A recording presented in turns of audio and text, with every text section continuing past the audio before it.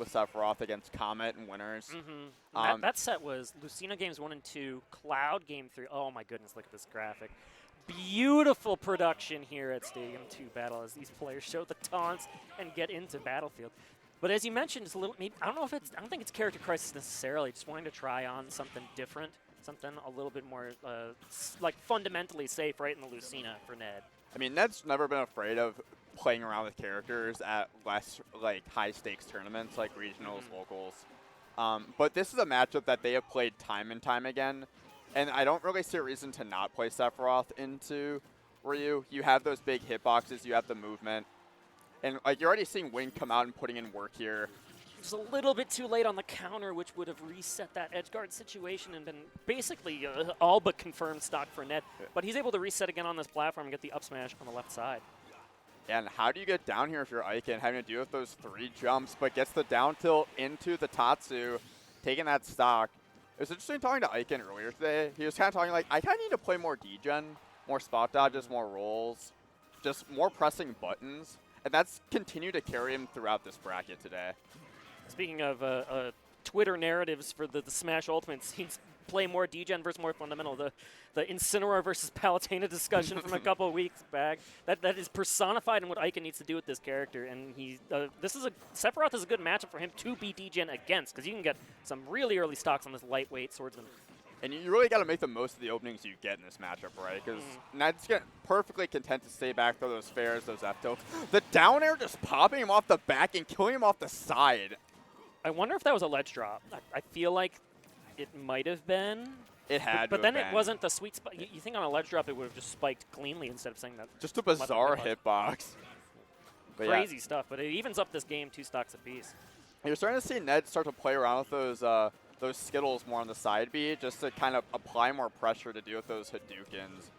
Starting to work his way in more consistently with those. And what a great red fireball from Ikan to just kind of reset that Skittle situation that you were talking about. It just created a little bit more space, allowed him to crawl back onto the platform on Battlefield. And now they're slowing things down again. Yeah, it's turned into kind of some projectile warfare here. Ikan kind of content to not force his way in. He's been playing more of that halfway across the stage game until he gets what he wants there. Gets the roll in, jab, shore you. I wish my role turned me around to face my opponent. Yeah, I wish my role did the same thing and played the game for me a little bit. Ikan takes full advantage and he gets the stock. Maybe that's why he was so content to play so slowly, right? Is because he knew he was one hit, like winning interaction away from just sealing the deal, right? His punish game is just incredible with this character. But Ned making the most of that opportunity there, getting that a little bit of a charge on that up smash, taking the stock, but immediately chewing up some percent there from Ikan off the respawn. I think Ikan misinputted like a blue fireball right on Ned's shield. That, like you never see up smash out of shield from Sephiroth landing cleanly, but okay. That was almost a clean stock here for Ikan to get the JV2. Yeah, the next one will absolutely do it, but Ned with the wing online can make a lot happen here. Immediately starting to tack on that damage.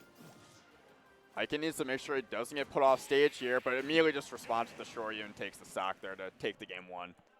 Perfect understanding of Ikan that Ned overcommitted, and like Ned, when he does those landing nairs, he wants to be really ambiguous on where he lands, but Ikan knew exactly where he was going to land, and he didn't even have to do like a tilt in the short. You're just like, here's the input out of shield because I know you are misspaced. I mean, once again, you have that auto turnaround too, so you don't necessarily have to be worried about the ambiguity of a cross-up like you would for most characters. So, I mean, Ikan definitely not shy to gush about the benefits of playing Ryu. Oh, yeah. Like, being able to utilize rolls, being able to deal with other people's rolls. Like, he's like, yeah, this character's broken once I hit you. That's a good mentality thing. There's a lot of conversation around, like, Apollo Kage's excellent mentality when he's going to stuff. Shout-outs to him. I wish he was able to make it out to this tournament, but that was not the case. When you pick a character, you want to believe that they are broken, right? That's a good thing, because then your understanding is when you make mistakes, it's on you. It's not on the character. Yeah, I mean, I'm of the opinion it's good to understand your weakness. Hello?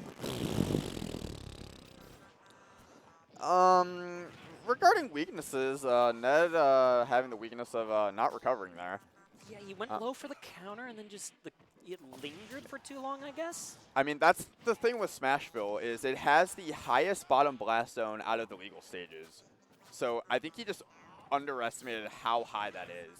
Yeah, and just not being able to make it back there. It's Ned's counter pick too, so like his own stage took his stock there in that crazy spot. But trying to claw back in, Ned, he can play from behind like the best of them, right? It's the slow and steady play style. He can just take away your neutral game, particularly with Sephiroth and these big hitboxes. If I'm Ikan here, scratch that. I was going to say, if I'm Ikan here, I'm not hitting Ned until I can get a Shoryu kill here so I can avoid the one wing. But losing the stock there, one wing online for the second stop. It gets the Hadouken into the back air. I love the projectile combo game from Ikan. Specifically using that blue Hadouken and comboing perfectly off of the left side.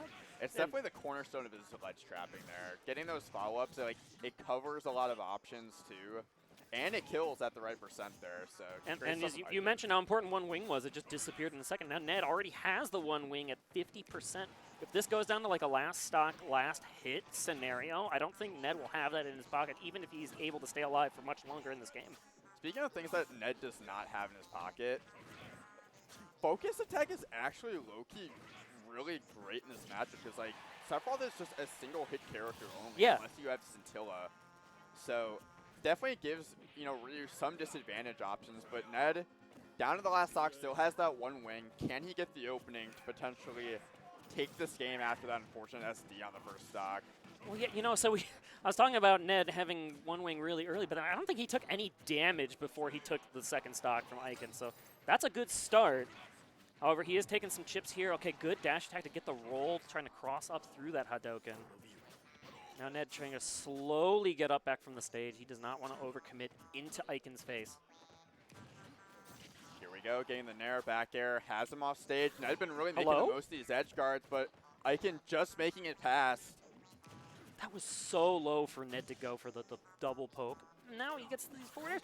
Okay, thought he was going to let it rip. Instead, retreats. And so we saw a lot from Ned in the comment set earlier where he got a kill with the up B early, but then if he doesn't trust that it's going to connect, he'll just retreat to center stage and reset. Yeah, and he's so good at just using it as a movement option to fake someone out. And there you go. Okay, so this is the last stock, last hit scenario I was talking about. One wing definitely gone, so I'm looking pretty smart at the moment. Let's see if Ned can clutch without that resource. Easier said than done for sure, but Ned definitely a player. Oh! Hello? What a crazy mix-up! He almost died for it, though! And Ikan missed the up air into the guaranteed Shoryu as well. Because you can cancel the up air into the Shoryu.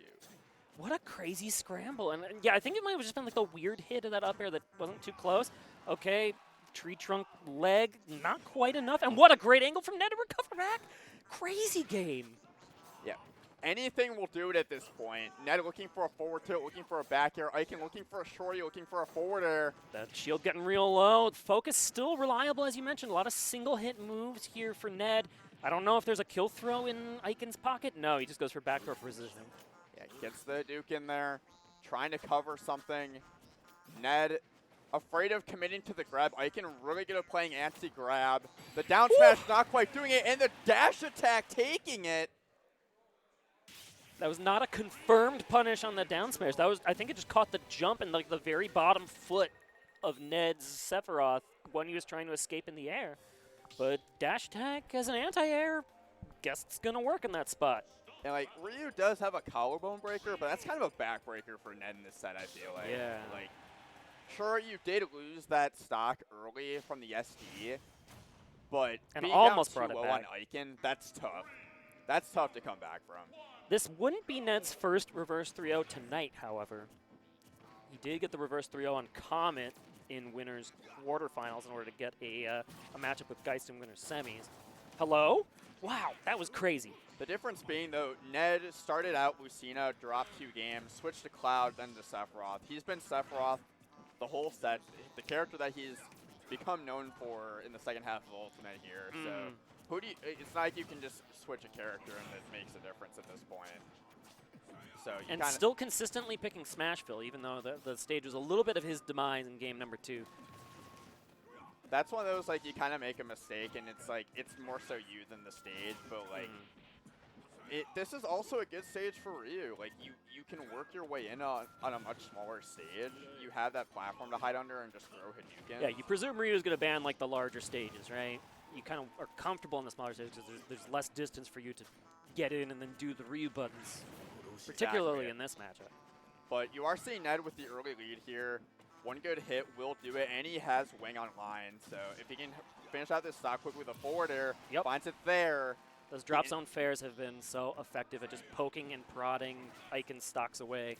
Because, I mean, the linear recovery from Ryu, not too much you can do in that position. Sometimes you just got to take that hit and move on to the next stock. Yeah, you don't have to worry about Ryu's hitbox on the Tatsu there when you have a gigantic sword to poke What a with. fantastic use of up B just to sneak away from Ryu's positioning. And hello? Giga Flare? That's one of those where you feel bad for getting hit by that. Like, point blank at the neutral B that, like, never actually gets used. And now Ned is rolling. Look at this momentum. He's got the side B established and looking to get a forward air poke again. Where is Ikan going to go? Somehow sneaking below the counter. This is looking like one of those games as Ikan where you kind of have to just try to gather some data to close out this set. Like, this is a done game. Ned? he had thoughts. Do you think he was like, maybe this will just kill? That was the Andros, or attempt anyway. If I go down, I'm taking you with me, baby. Oh, yeah, I mean, Ikan's trying to build up ahead of steam here. Down a full stop, but looking for something cheeky there. Shenanigans a little bit on the side. Maybe the Hail Mary type of pass. When Ned gets rolling like this, though, it's so hard to stop. I thought we might have seen an up B, like did the bottom left corner there just to take Ikan, and another suicide attempt here for Ned. I think he was good after one. He's like, I don't need to worry about that. I have a full stock lead. I have another wing online here. Yeah, Ned is a pretty calculated player in that respect, right? He'll go for the one big read and then slow things down, especially when you're down 2-0, right? I jinxed it. I clearly jinxed it. I think that was the second big read. That's between. That was one I failed to mention earlier with the things that can break through focus attack. It's Scintilla and it's that up B, and yeah, just calling out the Hadouken and disadvantage there and just. I was right that he was gonna do it. I just wasn't right on when, which is why it was so effective, right? Because you do not expect that center stage suicide up B, but it cleaned house. He primarily uses it as like a ledge trapping, like kind of two frame. I've never seen him just go for that to cover high. I mean, great call out though, knowing there's nothing Ryu could have done there. And he said it's a moment to gather data. I don't know if Ned's gonna do that a second time. that might be a trick against like a top level player like Ikan that works once. Absolutely, it will not happen. But it gets you on the board, so here you go, Ned. And then also gets Ikan thinking about, I can't do that.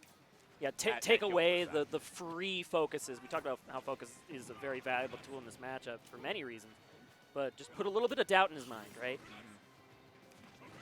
So Pokemon Stadium we go, game numero 4. And Ikan actually going against exactly what we talked about. We were talking about Ryu wanting those smaller stages to stay in. Opting for the big stage, and it's working out for him, is already nearing his first stock here. Shoryu just not quite doing it yet.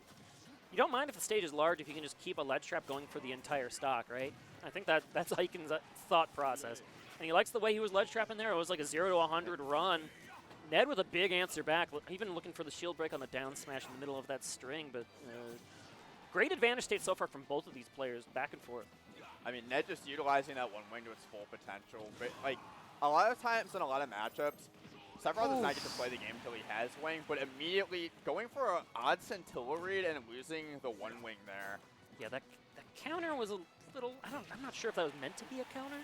Maybe it was a side B turned into a down B. There could have been a lot of things that could have happened in that as a misinput, but just looked very awkward from where we're sitting in the commentary chair.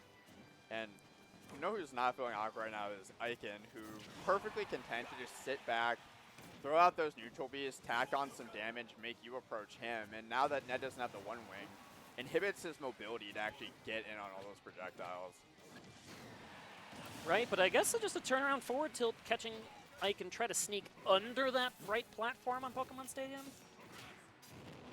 Yeah, finding the Hadouken ledge trap once again. opting for the fireball version, though, this time instead of the blue. Getting a lot of damage here. But here's Ned back. He's so comfortable shielding versus Iken's Ryu. Like, you don't see people just comfortable with that shield versus this character, right? You're always thinking of the shield break setup. You're thinking of the collarbone breaker, as you mentioned before. But Ned is, he's comfortable waiting these things out. Well, especially like until he has that wing, he doesn't have a whole lot of opening options besides that nair.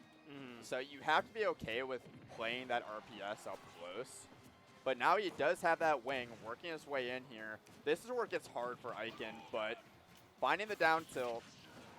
Not going to get a huge confirm out of it, just looking to reset the ledge pressure, but then Ned is back on stage again. Iken staying at golden now where it does find the up tilt up air into the Shoryu. Yeah, you usually don't think about up tilt up air, but that worked out brilliantly. I think Ned's escape plan was like to DI in and then maybe get onto the platform, but that up air follow-up just turned it around. And Ned now with his back against the wall here, potentially on his tournament stock. Without one wing yet, should be coming on around 60% here, but man, he's going to need to try to find his way back into this game before that one wing comes online, otherwise he might be in a hole that's just too big. And okay, that is going to seal the deal here. Nowhere to run, nowhere to hide for Iken on that recovery. You can just take it away with the counter, and now we are even stocks. Game number 4. Ned down. Healthy change, but let's see if he can claw back in. Yeah, I mean, being able to get that stock without one wing in hand, though, is so big. Like, as Sephiroth, you're kind of used to just playing from behind until you get that one wing. And not really taking up too much percent here, but all of a sudden eating a couple Hadoukens in the corner. Trying to fight his way out. Gets the one wing, though. This is where it gets scary for Iken. Iken was just using that platform's perfect height, just putting like the fireball right under the platform, taking away the jump and the shield in the corner at the same time, and then able to read the option afterwards. Just good positioning when he has that center stage. However, Ned has now taken it away, looking for that up B read, and he actually maybe forced the error? What a... When did he use his jump? I'm not sure, but tried to go for the... Maybe that was supposed to be maybe that was the short up B and he was trying to go for the longer one to sweet spot? I'm not sure. Yeah, I mean, Ned was doing a really great job of calling out when he was canceling the focus attacks with Nair. And he just pushed him off stage hit after hit, and then maybe he tried to jump out mid-combo, thought he had a jump, but he absolutely didn't. So now we're looking at a Game 5 potential reverse 3-0 here from Ned. Can Iken respond? Can he stave off this comeback and work himself into a loser semis? Ned is not the type of player you want to give a free game. That's just, he will take that momentum and run with it to the bank. So let's see here if he can cash in on the mistake that Iken provided to him in game number 4. So far, it's a pretty even opening here on Pokemon Stadium. Okay, Iken gets in with that neutral air to get a big fireball combo. And then turn around, and this is where Iken likes to live on Pokemon Stadium, is just getting these fireball ledge traps. Yeah, I mean, and like you said, Ned, the longer the set goes, typically the better he adapts. So being in a Game 5 scenario when you're up 2-0, but Iken, definitely a very confident player, has been here before, does find the Shoryu, and does have the first stock here. And again we go! Are you dead? Okay. So much damage. We did talk about maybe he wouldn't go for that read again, but it's Game 5. You kind of have to pull out all the stops. And that was almost enough to take the stock, but Iken hanging on for dear life, even able to make the recovery and get a couple of big hits in here edgewise. Remember, this is Sephiroth, one of the lighter characters in the game. With this Rage in Ryu's pocket, he can get this kill probably at like 60-70%. I would say it's like 2 more neutral wins. But okay. Wow, the double fair, just barely getting that off. I mean, Ryu, talk about, character weights. Ryu is absolutely no lightweight at all. One of the heavier characters in the game. Now Ned put on incredible pressure on this left stadium platform, just able to apply all these side Bs mid-combo, and just letting the up Bs rip at such awkward angles. Iken's not ready for these. Yeah, Ned's advantage state has just gotten better and better throughout this set. He's gotten a really good understanding of what Iken wants to do in disadvantage, and Iken has just not been able to respond. Let the Giga Flare go, and now reset with the side B in order to stop the focus attack. Send Iken all the way to the side, and yep, that's going to be a free KO because you established that pressure earlier. Yeah, I mean, there wasn't really a whole there wasn't really anything Ikan could do there. The clock was ticking on those. Now Ned those is flares. cooking 0 to 60, 0 to 80 if you count the projectiles. Even though Ikan did get a hit in there, but the side Bs were provided earlier. And Ned getting the forward tilt there, not quite done yet, but immediately just responding with the forward air, and Ned completing the reverse 3-0. That makes reverse throw number 2 on the day for Ned. What an impressive showing. He smelled blood in the water as soon as like that guard was dropped down from Ikan. I think it was just like as soon as he got hit by that first up B, that was like,